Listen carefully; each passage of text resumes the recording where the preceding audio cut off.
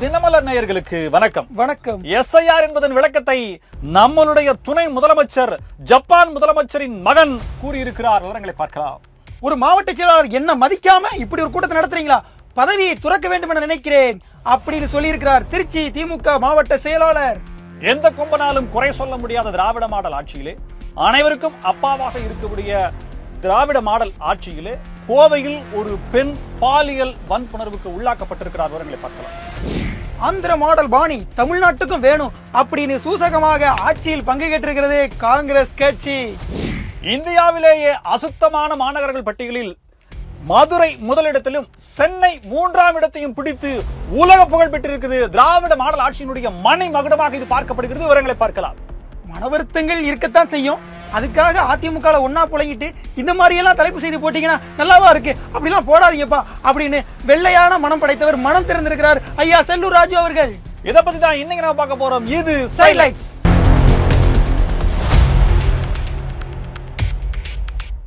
கல்வியில் சிறந்த தமிழ்நாடு விழா எடுத்த தமிழகத்திலேயே தமிழகத்தில் இருப்பவர்களுக்கெல்லாம் அப்பாவாக இருக்கக்கூடிய முதலமைச்சருடைய மகன் உதயநிதி ஸ்டாலின் அவர்கள் SIR அண்ணா நகர் ஸ்டாலின் அண்ணா பல்கலைக்கழகத்து சார் அல்ல, இது இந்த வாக்காளர் சிறப்பு. யார் இந்த சார்ல வந்து அந்த சார் வேற, இந்த சார் வேற. அதற்கான விளக்கத்தை கொடுத்திருக்கிறார். ஸ்பெஷல் இன்டென்சிவ் ப்ராசிக்யூட்டர் ரெஜிஸ்ட்ரேஷன் என்று சொல்லி இருக்கிறார். ஆகவே அதில் எது சரியோ அதை நீங்களே போட்டு அதை முடித்துக் கொள்ள வேண்டும் என்பதாக ANI செய்தி நிறுவனத்தில் நாங்கள் சொல்லிக் கொள்கிறோம். ஆமா, இன்டென்சிவ் ரிவிஷனா இல்ல இன்டென்சிவ் ரெஜிஸ்ட்ரேஷனா? ரிவிஷன் அப்படிங்கறது ரெஜிஸ்ட்ரேஷன் சொல்லிட்டாரு. இதுக்கு போய் நேத்துல இருந்து எவ்வளவு வேலை வெட்டி இல்லாம எவ்வளவு பசங்க இருக்கிறாங்க, எல்லாம் போட்டு அதையே போட்டு போட்டு போட்டு போட்டு போட்டு பீ போட்டு பாக்குறீங்க. அது என்னையா? அது என்ன குறும்படமா இல்ல பிக் பாஸ் நிகழ்ச்சியில முன்னாடி இன்ஸ்டா பதிவுக்கு லைக் போட்டாங்களே அதுவும் வேலைலாம் போட்டதா? அதெல்லாம் விடுங்க. ஒரு மாண்புமிகு கண்ணியம் பொருந்தி ஒரு பதவியில் இருக்கக்கூடிய ஏதோ பல அலுவல்கள் இருக்குது. கிட்டத்தட்ட 32 துறையும் அவரு தான் பாக்குறாரு. இதுல இடையில ஏதோ பேசும்போது ஆங்கில நாளிதழ் பல மொழிகள் கட்டுறதுனால ஆங்கிலத்துல ஒரு தவறு நடந்துருச்சு. அதுக்கு போய் நம்ம உலகமாக குற்றம் மாதிரி வச்சுட்டு ஆளாளுக்கு பண்ணிட்டு தத்தி தித்தி என்ன பேச்சு பேசுறீங்க? கொஞ்சப்பட்ட பேசுறீங்க. உங்களோட வீட்டு பிள்ளையாக இருக்கக்கூடிய அப்பாவினுடைய மகன் நீங்க இப்படி எல்லாம் பேசலாமா? ஆமா, கரெக்ட் தான். அதாவது ஸ்பெஷல் இன்டென்சிவ் ரிவிஷன் அப்படிங்கறத ஸ்பெஷல் இன்டென்சிவ் ரெஜிஸ்ட்ரேஷன் சொல்லிட்டாரு. இது என்ன தப்பு இருக்கு? இப்ப அடுத்த ஐயா உச்சநீதிமன்றத்துக்கு வழக்கு போட போறேன்னு சொல்லிட்டு இருக்காரு. மிரட்டல் எடுத்திருக்காப்புல நம்ம ஒன்றிய அரசுக்கு, அதாவது மத்திய அரசுக்கு அவங்க சொல்லியிருக்காரு. சோ எப்படியும் வழக்கு போட்டுருவாருன்னு நினைக்கிறோம். சோ நம்ம வந்து பொறுத்திருந்து பாப்போம். தமிழகத்தையே படிக்க வச்ச நம்ம அப்பா அவர்கள் தன்னுடைய தனையனை இப்படி அதீதமாக படிக்க வைத்து விட்டாரே. நீங்க அந்த பழமொழி கேள்விப்பட்டது இல்லையா? இந்த பழமொழி, ஊராம் பிள்ளைய ஊட்டி வளர்த்த தாம் பிள்ளை தானா வளர்ந்துட்டாருங்க ஐயா. ஊராம் பிள்ளைய கல்வி சொல்லி கொடுத்தா தாம் பிள்ளை தானா படிச்சுன்னு நினைச்சிருப்பாரு. இதெல்லாம் சரி வராது. நம்ம படிச்சாதான் நம்ம வளர முடியும். படிச்சு சொல்லல, படிக்கடா கேட்டீங்களா, இதை ஃபாலோ பண்ணுங்கடா பண்றீங்களா அப்படின்ற மாதிரி அந்த குறும்படங்கள் ஞாபகத்து வருகின்றன. சோ நேற்றிலிருந்து எக்ஸ் வலைதளம், இன்ஸ்டாகிராம், யூடியூப் போன்ற அனைத்து விமான நிலைச்சி வலைதளங்களிலும் SIR என்பதற்கான பொருள் அதற்கு குறித்து விரிவுரை எழுதி கொடுத்திருக்கிறார்கள். பெட்டில பாத்தீங்கன்னா ஸ்பெஷல் இன்டென்சிவ் ரிசர்வேஷன் சொல்லிறாரு. அப்புறம் ரெஜிஸ்ட்ரேஷன் ஏதாவது சொல்லிறாரு. சொன்னா ஏதோ தப்பா இருக்குன்னு சொல்ல, அப்புறம் இல்ல SIR அப்படின்னு சொல்லிட்டு ஐயா இதை முதல்ல பண்ணிருக்கலாமே ஐயா அப்படின்ற மாதிரி அப்புறம் பேசிட்டு ஒரு மாதிரியா சொல்லிருக்காரு. ஆனால் அவருடைய சொல்ல வந்த கருத்து உலக மக்களுக்கு சென்று சேர்ந்தது அப்படிங்கறதா தீர்ப்பு. என்ன கருத்து சொல்லாரு? அவர் என்ன சொல்ல வந்தாரோ அதை புரிஞ்சுக்கிட்டாங்க. ஆங்கில நாளிதழ் தமிழகம் வந்து 2 மொழி, அவ்வளவுதான், இருமொழி கொள்கை தான் அப்படின்றாங்க. அதுல 1 தமிழ், அதுல எதுவும் சந்தேகங்கள் இல்லை, யாருக்கும் சந்தேகம் இல்லை. 2வது மொழி என்ன? தமிழ்ன்றது சந்தேகம் எனக்கு இருக்குது, தமிழ் தானா தெரியல. 2வது மொழி ஆங்கிலம். அதுதான் கன்ஃபார்மா இருக்கு. அப்ப ஆங்கிலமே தகுதித்தம் போடுதே, என்னாச்சு? ஒருவேளை தெலுங்கா இருக்குமா? அது நமக்கு தெரியல, ஆனா சந்தேகம் வந்துருச்சுல்ல. ஓகே, திமுகவின் கோட்டை மாநாடு நடத்துறதுக்கு சரியான இடம் திருச்சி தான் அப்படின்னு பேர் பெற்ற ஒரு இடம் திமுகவுடைய திருச்சி திமுக.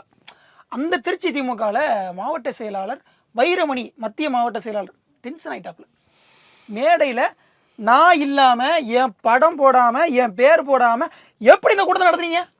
ஒரு தடவைனா பரவாயில்ல, ஒவ்வொரு தடவையும் எப்படி பொறுத்துக்க முடியும்? அதாவது இது வந்து ஏத்துக்க முடியுமா?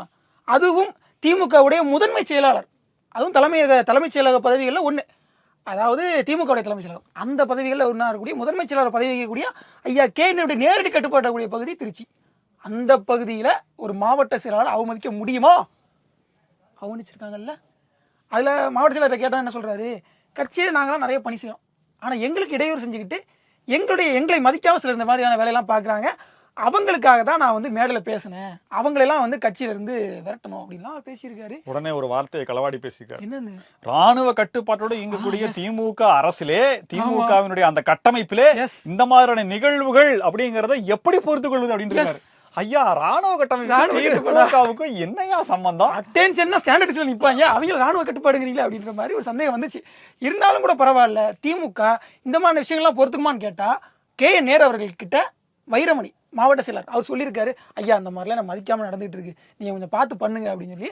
ஆனா அவர் இதை பத்தி எதுவுமே கண்டுக்கல. அதனாலதான் மேடையில் பேசும்போது சொல்றாரு, நான் சொந்த ஊருக்காரன், என் ஊர்ல இந்த கூட்டம் நடக்குது, என்னைய மதிக்காம நடத்துறாங்க, ஆனா அவங்களாம் உறுப்பினர் கார்டு கூட கிடையாது, யார் அவங்களாம் அப்படிதான் எங்களை கேட்டிருக்காரு. ஸோ இதெல்லாம் யாரு அப்படிங்கிறத திருச்சி திமுகவுடைய என்ன சொல்றது நிகழ்த்த தவிரான KN தான் சொல்லி ஆகணும். பார்க்கலாம். நாளை மறுநாள் திமுகவின் நலன் கருதி அவர் நீக்கப்படுகிறாரா அல்லது விலக்கி வைக்கப்படுகிறாரா? இன்னும் அதிமுக நினைச்சிட்டு இருக்கீங்களா? அதெல்லாம் நடக்க வாய்ப்பே இல்லை. கோயம்புத்தூர்ல நேற்று, அதாவது ஞாயிற்றுக்கிழமை நடந்த சம்பவம் அப்படிங்கிறது ஒட்டுமொத்த தமிழகத்துமே அதிர்ச்சிக்குள்ளாகி இருக்கிறது. இந்த மாதிரியான சம்பவங்கள் தொடர்ந்து நடைபெறுதே, காவல்துறையை கையில் வைத்திருக்க கொண்டிருக்கக்கூடிய அந்த முதலமைச்சர் அவர்கள் ஏன் கவனிக்க மறுக்கிறாரா அல்லது அவருக்கு கவனம் வரை செல்லவில்லையான்ற மாதிரி இருக்கு. சம்பவத்துக்கு வந்து அப்படின்னம்னா, ஞாயிற்றுக்கிழமை நைட்டு மதுரையைச் சேர்ந்த சட்டக்கல்லூரி, கோயம்புத்தூர்ல சட்டக்கல்லூரி படிக்கக்கூடிய ஒரு மாணவி தன்னுடைய ஆண் நண்பரோட பேசி கொண்டிருக்காங்க. நள்ளிரவு கடந்து பேசிட்டு இருக்காங்க. அவர் ஒண்டிப்புதூர் பகுதியை சார்ந்தவர். அவர் மகிழுந்துல வந்திருக்காரு, கார்ல வந்திருக்காரு. சோ அங்க நின்று பேசிட்டு அது கொஞ்சம் ஒதுக்குப்புறமான இடமா இருக்கிறது போல. 3 பேர் அங்க வந்திருக்காங்க. வந்தவங்க ரொம்ப தகாத முறையில அக்ரெசிவா நடந்துக்கிறாங்க. அப்புறம் இவரை வெளியில கூட்டு போயிட்டு இவரை தாக்குறாங்க. இவர் மயங்கி விழுந்துடுறாரு. அப்புறம் அந்த பெண்ணை எடுத்துட்டு போய் ரயில்வே ட்ராக் அந்த பக்கம் ஒரு புதர்ல வச்சு சீரழிச்சிடுறாங்க. இவர் நினைவு வந்து 100க்கு ஃபோன் பண்ணி அப்புறம் காவல்துறையில சொல்ல பண்ணி இவரை வந்து ரெஸ்கியூ பண்ணிட்டு இவரை ஃபர்ஸ்ட் எய்ட் கொடுக்க சொல்றாங்க. ஒட்டு மொத்தமா டீம் வந்து அந்த பெண்ணை தொலைவுறாங்க. கிட்டத்தட்ட 5 மணி நேரம் தொலைவுறாங்க. ஒரு முட்புதர்ல ஆடைகள் இன்றி அலங்கோலமான நிலையில் அவங்க கிடக்குறாங்க. ஸோ அவங்களையும் கூப்பிட்டு அழைச்சிட்டு போய் ட்ரீட்மெண்ட் அப்படிங்கிறதும் போயிட்டு இருக்கு. கோவையே மட்டுமல்லாமல் ஒட்டுமொத்த எதிர்கட்சிகள் இல்லாமல் எல்லா கட்சிகளுமே, சொல்ல மாட்டேன், எதிர்கட்சிகள் மட்டும்தான் கண்டனம் சொல்லியிருக்காங்க. கூட்டணி கட்சிங்க ஒருத்தர் கூட வாய் திறக்கல. இதுல வந்து எக்ஸ் வலைதளத்துல இரும்பு கரத்தை கொண்டு நடவடிக்கை எடுத்த பெண்கள் தைரியமாக முன்வந்து கம்ப்ளைண்ட் கொடுக்கக்கூடிய அளவிற்கு, புகார் கொடுக்கக்கூடிய அளவிற்கு பெண்கள் சுதந்திரத்தை கையில் வைத்திருக்கக்கூடிய முதலமைச்சர் சொல்லி சில பேர் ட்வீட் போடுறாங்க.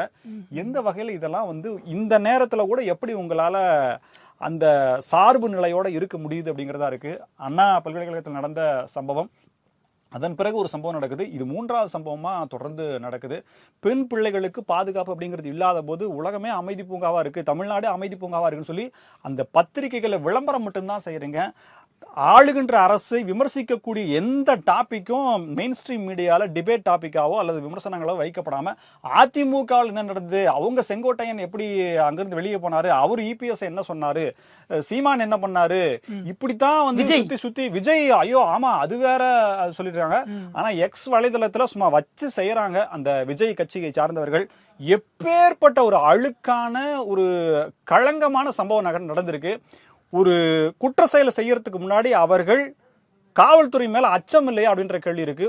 கொடுமையான உச்சகட்ட போதையில் இருந்ததாக சொல்லப்படுகிறது. அப்படி எல்லாம் பேசாதீங்க, திமுக ஆட்சிலாம் கடுமையான சட்டம் கொண்டு வந்திருக்கோம் அப்படின்னு சொல்லுவாங்க. ஆனால் சட்டம் போட்ட இனத்துக்கு அதை நடைமுறைப்படுத்துறதுக்கு காவலர்கள் வேணுமே, தடுக்கிறதுக்கு பிரிவென்டிவ் ஃபோர்ஸ் வேணுமே, இதெல்லாம் செய்யாம என்ன பண்ணிட்டு இருந்தீங்க? அவங்கள தொலைவிருக்காங்க, வண்டி அங்கேதான் கடந்திருக்கு, அந்த வண்டி எடுத்து பாருங்க, அது திருட்டு வண்டின்னு தெரிஞ்சிருக்குது. 3 நபர்களை பிடிக்க 7 தடிப்பண்டைகள் அமைக்கப்பட்டிருக்காங்க. ஒருவேளை அவர்கள் பிடிக்கப்பட்டாலும் அவர்கள் யார் சார்புடையவர்கள், ஏதேனும் கட்சி தொடர்பு இருக்கக்கூடியவர்களா அப்படின்ற விஷயங்கள் வெளிவரும் போதுதான் யாராக இருந்தாலும் இந்த மாதிரியான சம்பவத்தை நினைத்து கூட பார்க்காத அளவுக்கு அந்த தண்டனை இருந்தால் மட்டும்தான் குறையும். அப்படிங்கிறத தாண்டி இதுக்கு மேல இதுல நம்ம என்ன சொல்றதுன்னு தெரியல. மனசாட்சி இல்லாம இதுக்கு கூட முட்டு கொடுக்குறீங்க அப்படின்னா நம்ம என்ன சொல்ல முடியும்? ஆந்திராவில் கடந்த ஆண்டு தான் வந்து தேர்தல் முடிஞ்சு, 2024 தேர்தல் முடிஞ்சு, அதுல பெரிய அளவுல பவன் கல்யாணுடைய தேவை சந்திரபாபு நாயுடுக்கு கிடையாது. ஆனாலும் சந்திரபாபு நாயுடு என்ன பண்ணாரு, நம்ம வந்து பவனுக்கு வந்து டெபுட்டி சீஃப் மினிஸ்டர் கொடுத்துருவோமே, கூட்டணி அமைச்சரவை அப்படின்னு வந்து அமைச்சாரு. ஸோ இதையெல்லாம் செய்ததுனால ஆந்திரா வந்து கிட்டத்தட்ட நாரா லோகேஷ்க்கு வந்து அடுத்த சீட்டு கிடைக்குமா இல்லையான்னு தெரியல நமக்கு. ஆனால் பவன் கல்யாணுக்கு அதுபோக சந்திரபாபுக்கு ஒரு ரேப் உருவாயிடுச்சு. அந்த ரேப்போ மாதிரி தமிழ்நாட்டில் காங்கிரஸுக்கும் திமுக நடுவில் ஏன் ஒரு ரேப் உருவாகக்கூடாது அப்படிங்கிற கேள்வியை கார்த்திக் சிதம்பரம் அவர்கள் கேட்டிருக்காரு. ஆந்திரா மாடல் மாதிரி நம்மளும் ஏற்றுக்கலாமே நம்மளும் அதிகாரத்தை பங்கு போட்டுக்கலாம். சந்திரபாபு நாயுடும் பவன் கல்யாணம் இங்க இருக்கிறது அந்த மாதிரி பிரச்சனை அப்படின்றத இங்க பிரச்சனைங்க. ஐயா கருணாநிதி கேள்வி கரெக்டுங்கயா, பட் இருக்கிற நபர்கள் தான் இங்க கேள்வி. இங்க இருக்கிறது யாரு? ஐயா கருணாநிதி அவர்களுடைய மகன் அப்பா அவர்கள், அவர் தான் இருக்கிறாரு. இன்னொரு பக்கம் இருக்கிறது நீங்க. இந்த கூகுள்ல இருந்து 1,25,000 கோடி முதலீடு வந்துச்சு இல்லையா, அப்போ அந்த முதலமைச்சருடைய மகன் பேட்டி கொடுக்குறாரு. நாரலோகேஷ், ஏன் வந்து நீங்க ஆந்திராவுக்கு வந்ததுன்னு பாக்குறீங்க, இந்தியாவுக்கு வந்ததுன்னு பாருங்க. சி இந்த பதில்ல எந்த அளவுக்கு ஒரு நொபிலிட்டி, பெருந்தன்மை இருந்ததுன்னா சரியா இருக்கும். மத்த மாவட்டங்களை மாநிலங்களை பொறாமப்பட வைக்க கூடாது அப்படின்னு சொல்றாரு.